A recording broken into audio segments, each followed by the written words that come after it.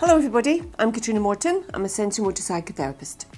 And today I'd like to talk to you about how and why early past life traumas can resurface and what causes that, what that's about.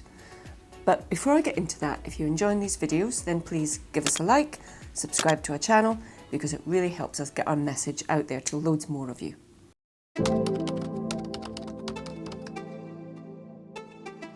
This is something that can really take people by surprise. Life can have been going along quite okay. Maybe some things were slightly difficult. People would find things mildly uncomfortable, but on the whole, they were fine. There was no kind of obvious sign that anything was wrong at all. Because, you know, we all have our things that we find easier than others. You know, some of us are more comfortable than others in social situations, and, you know, we've all got our little quirks and foibles. But on the whole, things can go really well, and then a life event happens, and that can be a whole number of things. I've had people who have had some surgery, an operation, particularly, well, actually no, either with a general anaesthetic or a local anaesthetic. And suddenly, afterwards, things just keep coming up.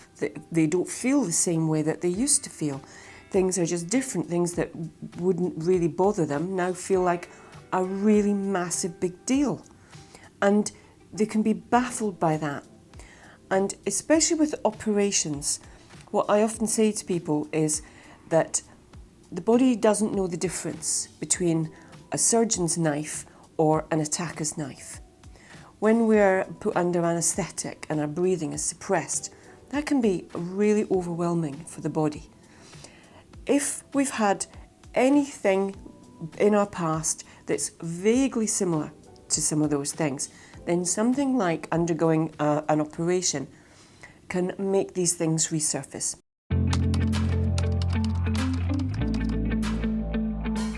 None of us know exactly what we're storing in our amygdala. When we're young, when we're little, it's very easy to get really overwhelmed. You know, we all see children having complete meltdowns about things. And some children are more fearful of things than others. They just are. Some children have amazing imaginations and can imagine all kinds of things. Some children are really affected by things they see on the television, and that gets the imagination going, and it can create, you know, some real deep-seated fears. Most of the time we just get over them. They're fine, we just get over them. We can go through some really pretty horrendous things in our life.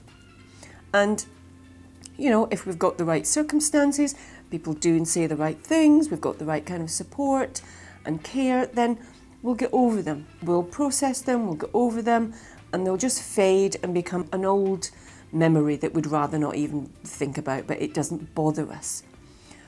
When we have things that have just locked themselves into our amygdala, and they've been things that have felt overwhelming, life-threatening, like I say, when you were little, those don't have to be huge, great, big life events. These things can resurface when another big life-changing event happens to us. I've known people have a really difficult bereavement, and that can uproot all kinds of past traumas. Suddenly, you know, I've had a bereavement and now I'm finding it really hard to get in my car and drive. It's like, that makes no sense. Why would that be the case? Our amygdala stores these things away so that we can just get on with life. And sometimes these things remain locked away and they never resurface, and we don't know that they're there.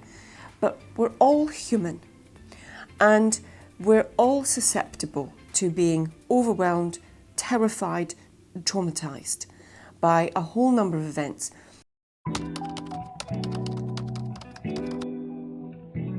We have different levels of capacity, and as I've said in other videos, a lot of that depends on both your DNA, your makeup, the kind of attachment style you have, will all determine how much capacity you have to endure things and what ability we have to regulate ourselves and get ourselves back into an okay place. Our early traumatic experiences or overwhelming experiences will have led us to either fight, flight or freeze. And depending on which one came first or was most predominant will be our go-to. So I have a flight response.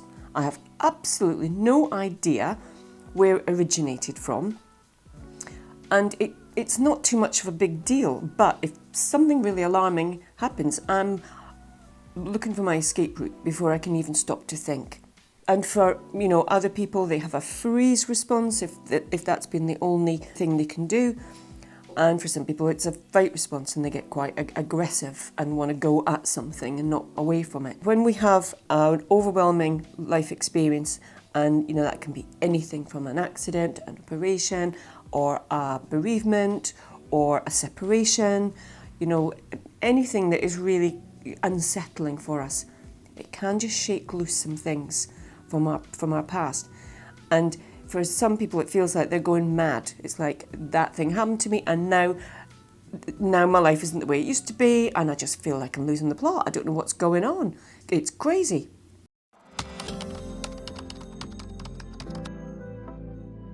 We have to be really respectful of the body and the brain. It doesn't just want to make our life difficult for the sake of it. And often when things show up, it's either because they actually need to be healed so that we can move forward and leave these things behind, process them so they're not setting our nervous system off, or they're just things that have resurfaced because something has happened that has brought something with a loose connection up with it. And now we can't do the things that we used to be able to do. And sometimes we need to do some EMDR with these things, and sometimes we need to help the body to regulate and process in a different kind of way. But it's not unusual. I see this happening to people all the time. Everybody that I had that came into the clinic, all my clients that come to me now, they've usually had a period of being really high functioning, really okay, like I say, just a few little bits and bobs going on, but nothing to write home about, nothing that is really stopping them getting on with life and doing the things they want to do. And it's important when these things come up, if it is a trauma that's resurfaced, it's unlikely to just go back. Unfortunately, once it's out, it's out. And so, if you do feel like something has happened and now everything looks different, or something in particular is bothering you that wasn't bothering you before, then go and seek help about it. You're not going bonkers. These things happen all the time. It's just that we're not really aware of it. There's not enough known and understood about trauma, the brain, nervous system, the body. It happens, and it happens a lot. And it's, really important to get the right kind of treatment. So it is about getting the right therapy, the right treatment to just help you put these things back where they need to be so that they can fade.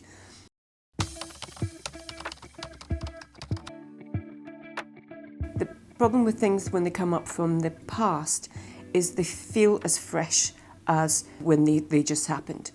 If there's something that's coming up for someone, and there can be many different presentations to things that come up. For some people, it can be smell sensitive, that suddenly they've got this horrible smell up their nose that they can't seem to get rid of, or they've got a horrible taste in their mouth, or there's a part of the body that is just behaving in a very strange way, or constant tics in the leg, or something that comes up. It doesn't always have to be accompanied by flashbacks and memories.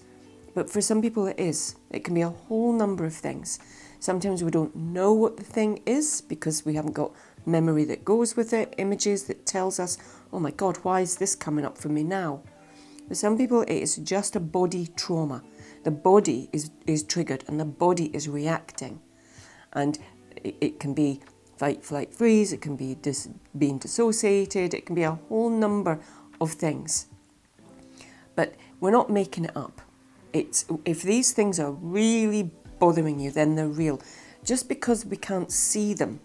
Trauma is this invisible thing that we feel it, we experience it, but it can be very difficult to describe from the outside. But the body will always, it will tell its story of what's happening, and it's not doing it to make your life difficult. It's doing it because that's the response it has. It was useful in some way at the time. Maybe not now, but it was back then. And so we work with the body, we work with the brain to process these traumas and let them fade, because they don't fade when they're in the amygdala. There's no chronology. When we process them, they fade, and they usually go back to as far back as they needed to be. You know, if this had happened to you when you were 8 years old, it will go back into the mists of the memories of when you were 8 years old. And even if you can remember them, they don't set your nervous system off. They don't make you feel unbelievably uncomfortable in a nanosecond. So I hope that's helpful, useful, hopes to make sense of some things if this has happened to you, or somebody that you know, that suddenly they're not the same as they were. Then encourage them to get some help. Trauma can be treated, and it doesn't need to take an awful long time either. So if you've enjoyed this video, then give us a like, subscribe to our channel, and I look forward to seeing you again very soon. Okay, bye.